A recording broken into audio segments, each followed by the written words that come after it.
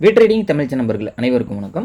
நம்மளோட சேனலில் பார்த்தீங்கன்னா Nifty, bank Nifty, fin Nifty, Sensex இப்படி எல்லாத்துக்குமான சப்போர்ட் அண்ட் ரெசிஸ்டன்ஸ் டெய்லி வீடியோவாக பதிவிட்டு வந்துட்டு இருக்கோம். அப்படி இருக்கும்போது நேற்று சொன்ன லெவல்ஸ்லாம் இன்றைக்கி எப்படி ஒர்க்காக இருந்தது, நாளைக்கான முக்கியமான நாள், நாளைக்கு முக்கியமான நாள்னு பார்த்தீங்கன்னாலே பட்ஜெட்டு ஓகேங்களா. ஸோ இந்த வருஷத்துக்கான 2025க்கான பட்ஜெட்டை வந்து நம்மளுடைய நிதியமைச்சரான இந்தியாவோட நிதியமைச்சர் வந்து நிர்மலா சீதாராமன் வந்து அவங்க வந்து அறிவிக்கிறாங்க. ஸோ 10:30 மணிக்கு ஸ்டார்ட் ஆகிற இந்த பட்ஜெட் வந்து 10 மணிக்கு ஸ்டார்ட் ஆகிற அந்த பட்ஜெட் பார்த்தீங்க அப்படின்னா வருஷலாம் பார்த்தீங்கன்னா ஒவ்வொரு செக்டார் வைஸாக அவங்க வந்து அறிவிப்பாங்க.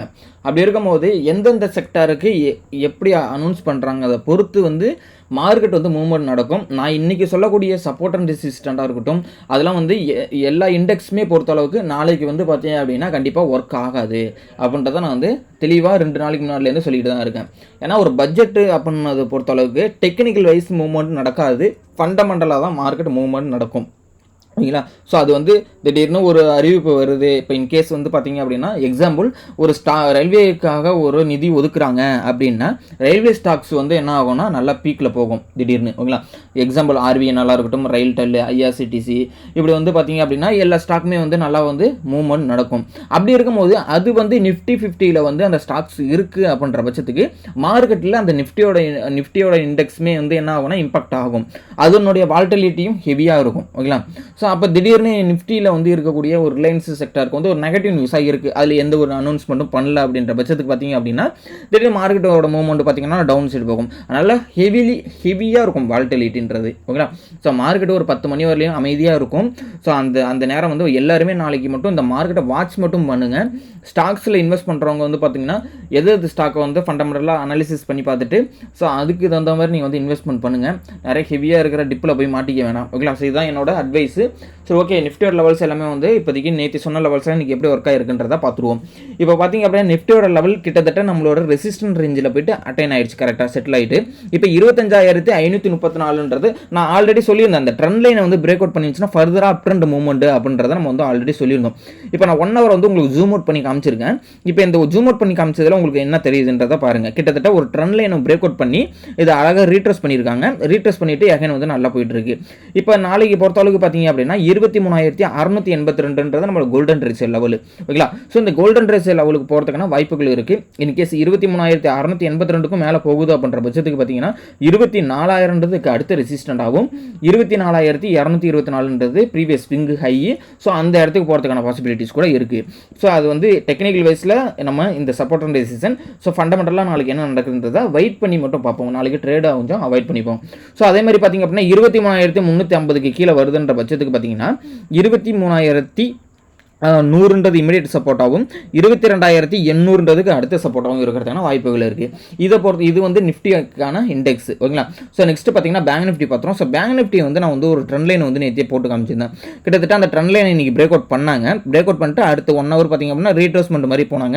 அப்படியே மார்க்கெட் என்ன பண்ணுறாங்க, லெஃப்ட் பண்ணி போய் மேலே கொண்டு போய் நிப்பாட்டியிருக்காங்க. இப்போ நாளைக்கு பொறுத்த அளவுக்கு பார்த்தீங்கன்னா 50,000க்கு மேலே போகிறதுக்கான பாசிபிலிட்டிஸ் கூட இருக்குது. இப்போ 49,500ல் நிற்கிது. 49,500க்கு மேலே போகுதுன்னா 50,000ன்றது ஒரு ரெசிஸ்டன்ட் ஆகும். 50,350ன்றதுக்கு அடுத்த ரெசிஸ்டன்டாகவும் இருக்கும். சப்போர்ட்டை பொறுத்த அளவுக்கு பார்த்தீங்க அப்படின்னா 49,000 தான் சப்போர்ட்டு. ஒன்ஸ் இந்த 49,000 பிரேக் அவுட் பண்ணுது அப்படின்னா ஒரு 1000 பாயிண்ட்ஸ் 48,000க்கு கிட்ட வர்றதுக்கான வாய்ப்புகள் இருக்குது ஓகேங்களா. இது வந்து பேங்க் நிஃப்டிக்கான சப்போர்ட் அண்ட் ரெசிஸ்டன்ஸ். அதுக்கப்புறம் பார்த்தீங்கன்னா ஃபின் நிஃப்டி பார்த்துறோம். ஃபின் நிஃப்டியை பொறுத்த அளவுக்கு பார்த்தீங்க அப்படின்னா இந்த 23,000க்கு மேலே போயிருக்கு.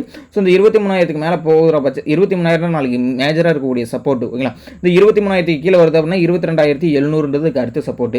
அதுமாதிரி நாளைக்கு பார்த்தீங்கன்னா இந்த 23,200க்கு மேலேயே மார்க்கெட் வந்து சப்ஸ்டன் ஆகி போகுதுன்ற பட்சத்துக்கு 23,400ன்றதுக்கு அடுத்த ரெசிஸ்டன்ட் ஆகும். 23,650ன்றது அடுத்த ரெசிஸ்டன்டாகவும் இருக்கும். இதுதான் வந்து fin நிஃப்டிக்கான support and resistance.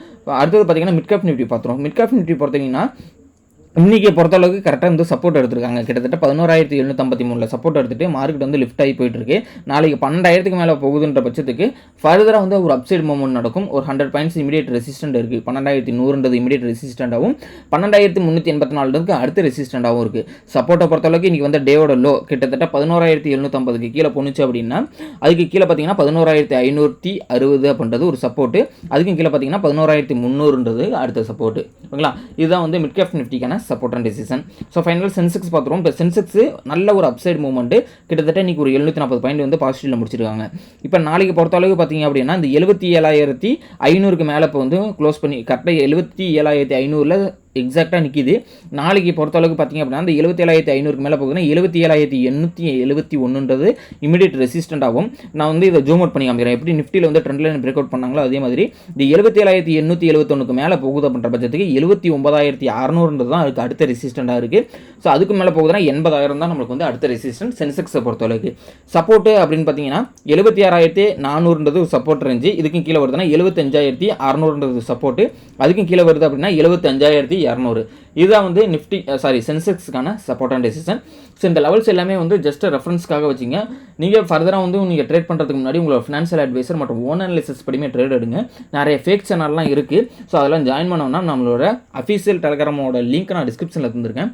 Click பண்ணி ஃப்ரீயாகவே ஜாயின் பண்ணிக்கிங்க. உங்களுக்கு வேறு ஏதாவது டவுட் அண்ட் ஃபீட்பேக் இருந்ததுன்னா கமெண்ட் பாக்ஸில் சொல்லுங்கள். நீங்கள் கோர்ஸ் வந்து கற்றுக்கணும், நான் பேசிக்ஸ் லெவல்லேருந்து கற்றுக்கிட்டு நான் ட்ரேட் பண்ணணும்னு நினைக்கிறவங்களுக்கு கோர்சஸ் ப்ரொவைட் பண்ணியிருக்கோம். லைவ் கிளாஸ் கிடையாது, ரெக்கார்டட் கிளாஸஸ் தான் அவைலபிள் இருக்குது. ஸோ கான்டாக்ட் டீட்டெயில் என்னோட வாட்ஸ்அப் நம்பர் வந்து டிஸ்கிரிப்ஷனில் கொடுத்துருக்கேன். வேணுங்கிறவங்க வாட்ஸ்அப் பண்ணி நீங்கள் வந்து கோர்ஸை வந்து வாங்கிக்கலாம். தேங்க்யூ நம்பா.